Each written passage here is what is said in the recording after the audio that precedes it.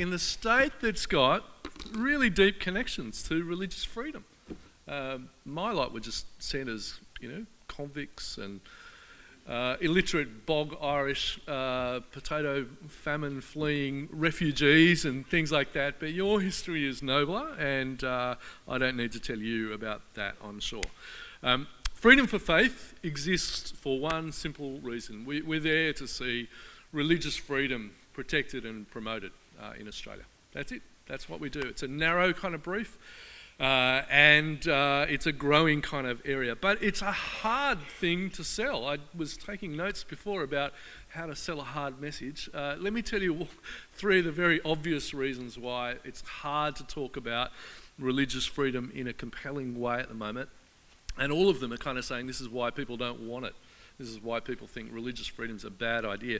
The first is post 9/11, the thought of giving people religious freedom doesn't really carry a lot of weight. Like, you give people religious freedom and they'll use it to fly planes into buildings. What we want to do is take religious freedom away and instead have more kind of security. Surely that's more important. Second reason, post-Royal Commission, you're really seriously going to ask for religious freedom when we can see the way that terrible evil has been done by the church to the most vulnerable in the community. Seriously? You're arguing for that. And thirdly, in the marriage debate at the moment, we see religious freedom really just being cast aside as, this is just people wanting a license for bigotry.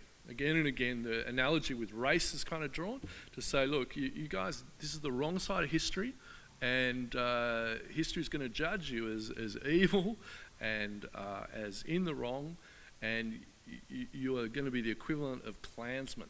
So now is the time to repent. So there's a very kind of religious zeal being brought against religion to say that the problem with the church and the problem with religion is it's a bad thing. We're not indifferent about it anymore. It's not back in the 90s where, it was postmodernism, everything was like neutral and didn't really matter. No, this is an evil thing that we need to kind of clear the decks of. Now, I don't want to put that too strongly and in too apocalyptic kind of terms, but that's the kind of language that we're coming up against every day. So as we kind of talk about religious freedom, that's the pushback that we consistently get. Now, in some ways, I wish I wasn't talking about this in Australia at all, because if we really want to talk about religious freedom, and we've got a concern which is matching God's heart on this, then surely the bigger story is not what's going on in the West, as challenging as that may be for us, but what's going on in the rest. So in the rest of the world, we're seeing persecution take place on a biblical scale. We're seeing genocide being conducted against people of faith because of their faith and for no other reason. You look to what's taken place in Syria at the moment, and you have seen Christians there being crucified for their faith. Now, it's terrible when Melbourne churches are spray painted saying, crucify the no voters, but it's another thing to connect that to what's actually happening to brothers and sisters around the world at the moment. And we do well to take a long, sobering look at what actual persecution kind of looks like. To look to North Korea, where there's probably 200,000 Christians who are in prison again just because of their faith, because they're not going to bow to the great supreme leader because they have another one. And so they keep failing that kind of test and being thrown into prison. The church in the prisons, by the way, is booming, is flourishing. And I've met South Koreans who plan to smuggle themselves into North Korean prisons in order to minister to the church there. So, next time you're in an awkward conversation, it's good to remember what's kind of going on globally.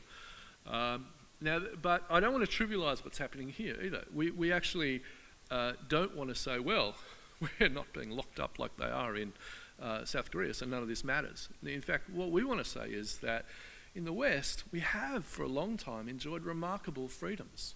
And a lot of that has come out of deep Christian thinking and action in the space, right? So it's no accident that the West gives big freedom, and that comes out of a lot of Christian thought. So the places on any of the kind of metrics of where are people most free and where is most kind of social freedom in the world line up pretty much exactly with all the countries that have got a cross on their flag, that it's part of the national identity that has come into how they do life together. And while you might be able to go back into the Inquisition and back into some of the Reformation, let's burn a Catholic today kind of thing, or let's lock up all the Baptists because, frankly, why not? The church also went past that to kind of think as well about how is it that we have a faith which is different from the faith of the ruler. How is it that we have a faith which might be not the same as that of the Catholic neighbour that we have? Do we resort to violence, or are there the ways that we can live together? Lots of profound Christian thought flowed straight into how we do democracy, how we do life together, how we understand what tolerance and freedom is. Even what secularism itself is comes out of Christian thinking. It really is the child of Christian thought. But for all that history and so on, we are in a moment at the moment, where we do find Christians with conservative beliefs, particularly around sexuality, more and more out of step with cultural elites, out of step with the media. And we'll see what the survey says in terms of the general population. But certainly, even beyond marriage, more and more, there is a gap between people with those kind of beliefs and values and those that are setting the cultures of corporations or the laws of the land. Okay, so more and more there will be tension for Christians who I think are actually more committed to freedom and diversity and difference and tolerance than to a society which says, no, we actually value other things more now, particularly around sexual equality, and you can't judge anyone, and it's all about who you want to be and who your identity is. And the state actually protecting that and enforcing that against others.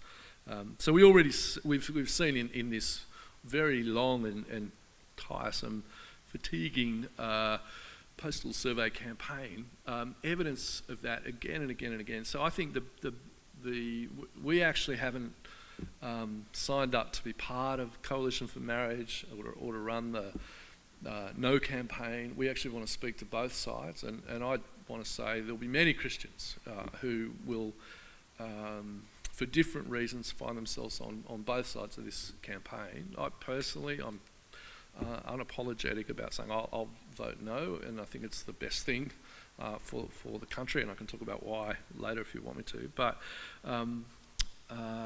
But we are in a situation where the Yes campaign, I think, has demonstrated the kind of intolerance that may find legal expression down the track. So when you see an 18-year-old in Canberra, little Madeline, who's sacked for posting the Facebook status with a, it's okay to say no, frame around her. When you see some of the protests which took place, when you see ministers in Tasmania having to face the Human Rights Commission for hate speech, for stuff they've done on marriage, Coopers, which you mentioned before this campaign, but that kind of corporate mindset of it's not enough to be neutral, you actually need to endorse this campaign. We actually aren't going to be satisfied with something less than that. That's certainly the dynamic which is at play. We know of churches which are struggling to get the licence to meet in the school that they're meeting in, the public school they're meeting in next year, because of their position on marriage, who have the principal saying to them, these are the passages in the Bible we don't want you speaking on. Now, I don't know, if you step back from that for a moment, and you said 5 years ago that was going to be the case, I think most people would say that sounds alarmist and crazy and that'll never ever happen. And yet we almost don't blink now when we hear stories like that. But if you think about it in historical terms, in terms of the freedoms that we're talking about, it sounds to me more like the People's Republic of China, where the local state official is deciding which bits of the Bible are going to be okay to speak on and giving you permission or not to meet, depending on whether you fit their understanding of what acceptable faith is. So what will the future bring? We don't know. We don't know the outcome of the vote, but let's say there's a reasonable chance of a yes. Then if that is the case, we still don't know the legislation and we don't know the consequence, but there's a lot of work going on what it may be. The issue is this, really, is it's not so much about will a law permit two people of the same gender to marry. That's obviously an issue, but the issue is what happens then. In terms of religious freedom, the issue is what happens then. Is will that law actually impose that understanding of marriage on others?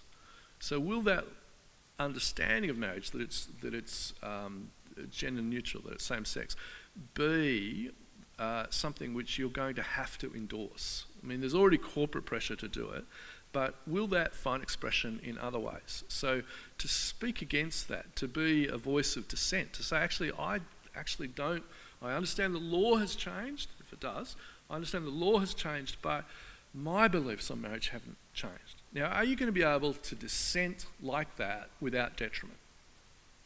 Could you do that as a teacher in a school? Could you do that in setting up curriculum? Could you do that in marriage preparation courses in a church? Could you do that in a church that wanted to meet in public premises? Could you do that in City Bible Forum wanting to hire out a kind of commercial space? Could you do that as a professional working in counselling or some of the health industries, as a lawyer, without getting out of step with your professional body? See, at the moment we see the AMA, New South Wales Law Society and others saying this is, we're for the yes case because we care about patients. We're for the yes case because we think this is what justice is. Now, you look to the international experience and you see that it's those professional bodies in Canada who are and the UK who've brought actions against people who want to stay in the profession but hold a dissenting position from the law. So there's a Canadian law school that has spent the last 8 years in the courts. It's in November it's going to be up to the Supreme Court for adjudication of what's happening in a few different provinces, but there's been a generation of students there unable to practice law in some of the provinces because of their commitment to traditional understanding of marriage. See, now the Law Society here and AMA here are not saying that. They're not saying we're going to disendorse anyone from practicing, and it would be alarmist to kind of say that they are, but it's reasonable to ask the question, well, what are they going to do in 5 years? See, if in the name of justice they're saying we do want to stand up and say this is what good care of patients looks like, this is what good justice looks like, there is an internal logic that says, well, you don't want to just allow people to maintain a position against the law. The law generally should apply to all and there shouldn't kind of be exceptions. So why should there be for this? Particularly if the thing that you're complaining of is seen as an evil that you want to remedy and that you want to correct. The law then is used as the tool to kind of do that. And so there will be challenges there that we should expect.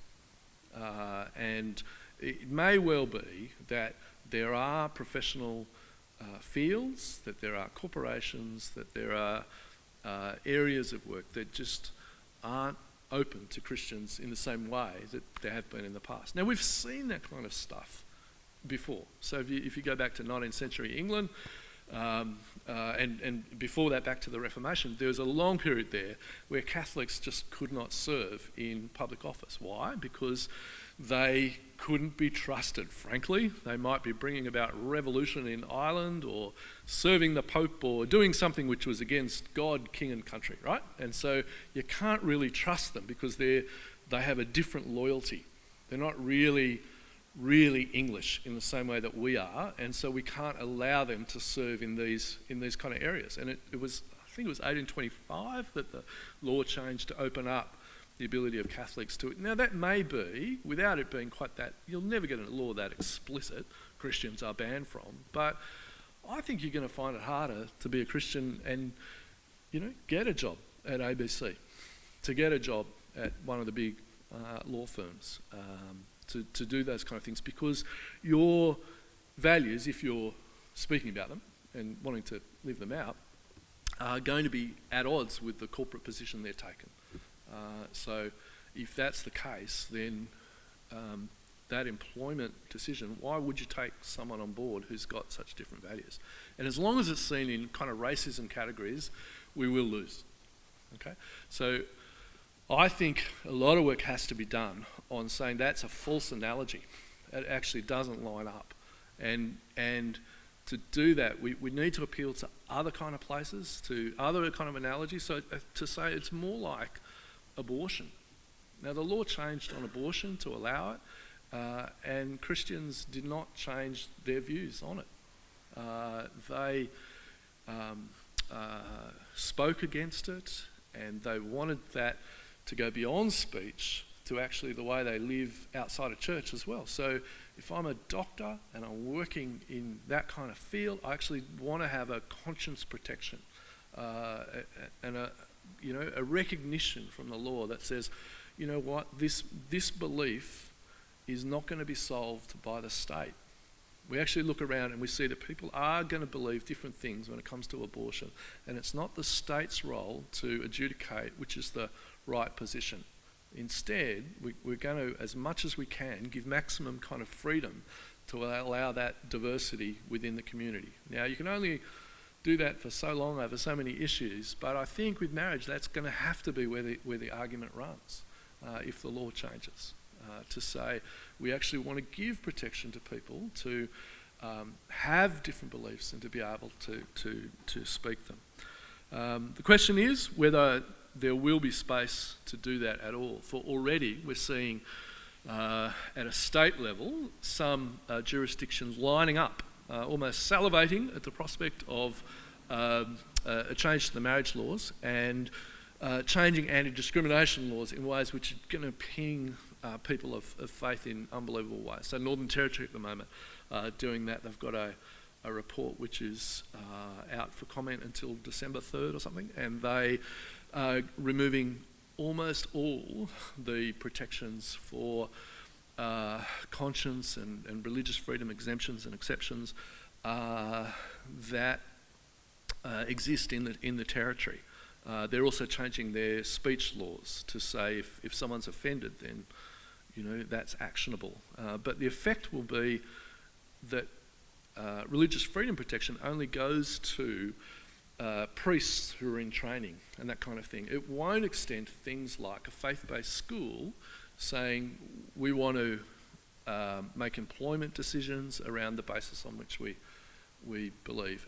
And schools are going to have to apply to the Human Rights Commission to say, well, this position needs us to be able to prioritise getting a Christian because it's essential to it's a very high bar, essential to the way that we conduct ourselves. So the organisation that's trying to stop this is the one who's going to be in charge of handing out licences. Good luck with that. So that's somewhere where we're involved. We're wanting to go up and say there are better ways to do policy and to do law than this. But if that is a kind of not just an outlier, but is instead a marker of the first wave of what may be coming, then we should be concerned. We should be concerned about things like free speech, things like changes to funding and tax laws, and all you need to do is look at what some of the major parties' policies are. And these kind of changes are stuff which, if you'd said 5 years ago that it was coming, people would say, really? Because at that point, it's kind of on the edges of academic discourse. You've got the left-wing kind of legal academics, of course, they're going to, say stuff like that. But now you're getting it mainstreamed into party policy. So changes are coming, and That's at a kind of legal level, at a regulatory level, but the law is downstream of the culture that we live in. And so I'm guessing that what I've been describing doesn't feel that strange to you, that you've seen, you've felt, you've tasted some of this yourself, this kind of chilling of an ability to speak about some of this stuff. And it's certainly, if you're in a big corporate, then a tightening of kind of restrictions around this kind of stuff. You know, you must wear this t-shirt or this colour on this day to mark this, and you know, the rest that comes with that. And the cultural pressure to be silent is one which is growing. The cultural pressure to not speak, but instead to be quiet, to be safe in that kind of way. It's fascinating that when you go right back to the first couple of chapters of Acts, you see many of these things being played out. But the very first time that the Christians are told to be silent, it's by the Sanhedrin. The ones who crucified Jesus are the ones who now are wanting to crucify his mission. He just commissioned his apostles to take the message to the world. He'd given them the Spirit so that they've been able to do it. Been very clear instructions. You know, Jerusalem, Judea, Samaria, the very ends of the earth, speak of him and his name and his resurrection. And the Sanhedrin say, speak no longer. And it's not even that they're told you must not believe that. I mean, sure, they thought that as well, but they don't actually say you can't believe this thing. They actually say don't speak it. They see the consequence that could come for their power and the public order and the threat to their position, and they're told to kind of be silent at that moment. And Peter rightly identifies exactly what's going on and says, well, judge for yourself whether it's right to obey men or God. Who are we going to be loyal to at this point? We can't be private. Christianity is not a private faith, it's a public faith. And just as we speak out on Manus Island or on greed, so too we need to be able to speak to issues where we're expressing what loyalty to Jesus looks like. We're expressing what it means to have him as Lord of all, and not just of acceptable, publicly endorsed private beliefs. You know, and for us to think that we can section off life and only be speaking about things that find public approval or that aren't going to challenge is actually denying, I think, the lordship of Christ by wanting to kind of privatise the faith. It's actually a very dangerous thing to do, and it will teach the next generation that, in fact, Christ is not Lord of all. Now, that's not to say you therefore just speak all the time and let's all buy sandwich boards. Like, hear everything else that's been said and bring the wisdom that comes to bear from that. But a few final kind of thoughts that might come, that might help us as we speak. And as I was preparing this, I was thinking of a friend who's at Sydney Uni grad, who's doing communications and politics, and she's a wonderful young woman who would have kind of the world at her feet, right? She captain of the school, whip smart, you know, great with people.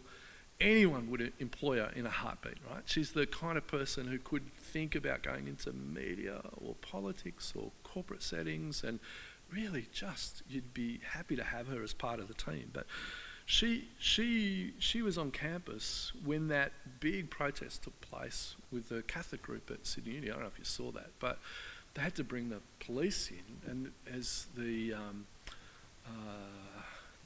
yes and no case were involved in this protest, and the Catholic student group who were there, she's not part of, but she had friends who were there, so she went across the set, and they're having hummus thrown at them, loudspeakers drowning out what they're saying, homophobes off campus, you know, end the bigotry, chant, chant, chant like that. And I wish I could kick your head in. That'd give me so much pleasure. All in front of the cameras. It's all kind of being played out. And you think, this is supposed to be a bastion of free speech. You know, this is supposed to be a university where we're able to have a real contest of ideas rather than a silencing of them. where we're able to actually bring those kind of differences to bear. And instead, we're saying it's impossible to have peace with those that we disagree with. Well, she saw that, and she didn't know what to make of it, and the next day she was walking across to a chute with a friend who's not a Christian, and he's part of the Greens on campus. He can be a Christian and part of the Greens, it's just that he happened to be not a Christian and part of the Greens. And he said, he thought it was terrible. And he'd actually spoken to some of those protesting against the protest the day before, and said, look, I think you're wrong to vote no. I think you will be on the wrong side of history. But the way this is being done is worse. It's much worse.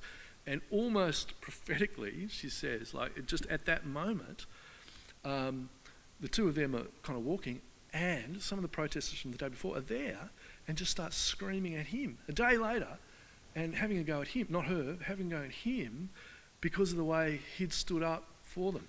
Bigots off campus. And then the revolution's starting to eat its own, right?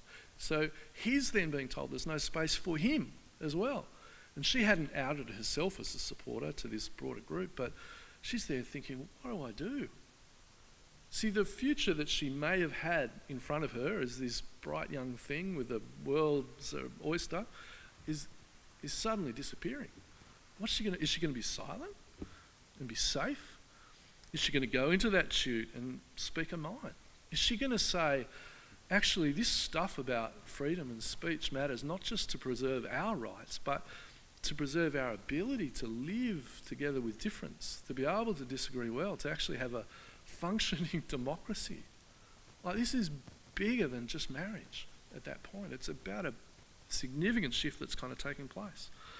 What does she need to hear? Well, I want to say to her, do not fear. Do not fear what they fear.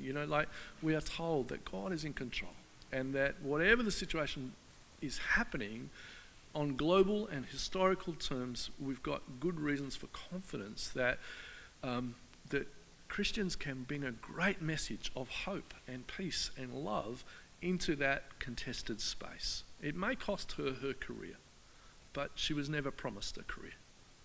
Okay? She was promised suffering to be faithful to Christ. And it might be that we're entering a time where loyalty to Christ demands more than it has in the past. We are suspicious of people who have divided loyalties. We don't like deputy prime ministers who are actually New Zealanders. Right? There are good reasons for that law. But Christians are people who live on the basis of divided loyalties.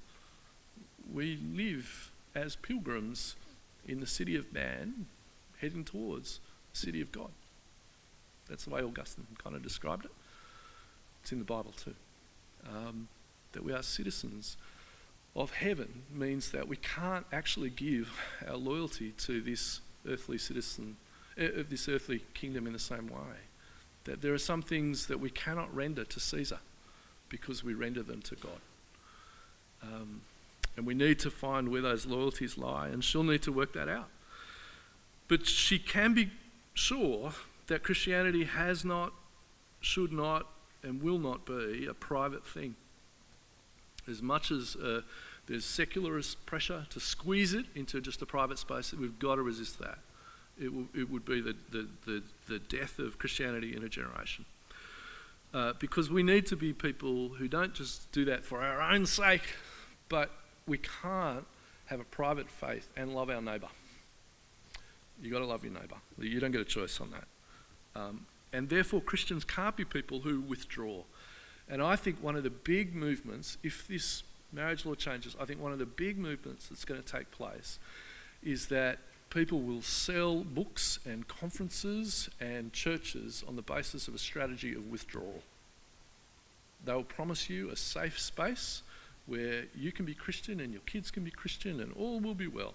And you'll be able to do church like that for a while, and on all kinds of measures you will see growth, you'll see people come to faith, you will see all sorts of things taking place as Christians kind of withdraw to these safe kind of spaces. But I want to say they're not safe for two reasons. One is, if you think, let's have a safe little monastery somewhere, people will come to burn the monastery down. Okay, so you won't be allowed long term to have that kind of structure in place. The schools that want to run it will be the schools that are closed down for those very reasons. But also, more deeply than that, is that we can't separate ourselves from the world because we're still in the world. We just need to be not of it. But because we're in the world, sin is not a problem which is out there, but a problem which is in here. You know, and you can't think that you will find this pure space where you can be clean and safe from all the impure people. Because unfortunately, the impure person is there in the mirror too. You know, we do need to think about the reality of sin, and not just think, well, of course I can bring my children into this nice ark and it will be safe. You know, have you met my children? Right? Those conversations, need to happen there with them. We need to develop as well, and this is a whole other talk and conference and a book that's not written, but we need to develop a culture of kind of confident pluralism that says, not that any ideas are all equal, not that kind of pluralism, but a civic pluralism, a political pluralism that says we actually want to make space for very different ideas to sit alongside each other, and for us not to damn the other, not to be at war with each other, and for tolerance of difference. Because the only option I see to that kind of pattern is one where instead you have a state-enforced kind of orthodoxy that says, here is how you must all play the game. Rousseau said, you can't live at peace with those that you think are damned. You can't live at peace with those that you think are damned. We need to be people who say no to Rousseau, who say we find peace with people who hold very different beliefs. And so part of what we need to do is actually to be advocating for beliefs which are not our own. We actually need to be standing up for the Muslim, for the Jew, for the Scientologist, in order to demonstrate that what we're doing is not just looking after our own self-interest, but genuinely loving the other, wanting to serve the whole community, the whole world around. And that includes a love for the LGBTI community. Again, that's another talk. But for us to be able to say that a lot of your desires and your instincts are great and God-given, and we applaud them because you deserve dignity and respect and honour, and you're made in the image of God, and we want to say that we can give love to people who are same-sex attracted in a way that changing the Marriage Act will not. And community and belonging and hope and relationship. And not just in a hypothetical way, but in a way which I do see from people within the church who are in that situation, but who at the moment are largely too terrified to speak. Partly because of the fear of the world out there and how it will say, you're not being true to yourself, but partly too because the church won't accept and understand and believe and love the people who know more about suffering than any of us probably do. So there you go. Religious freedom, it's a hard thing to sell. It can't depend on experts in Canberra and Sydney and places trying to work it out. It only works if it's something that we actually want to live for, and we want to say that faith is not a bad, evil threat to our community, but is instead the greatest hope.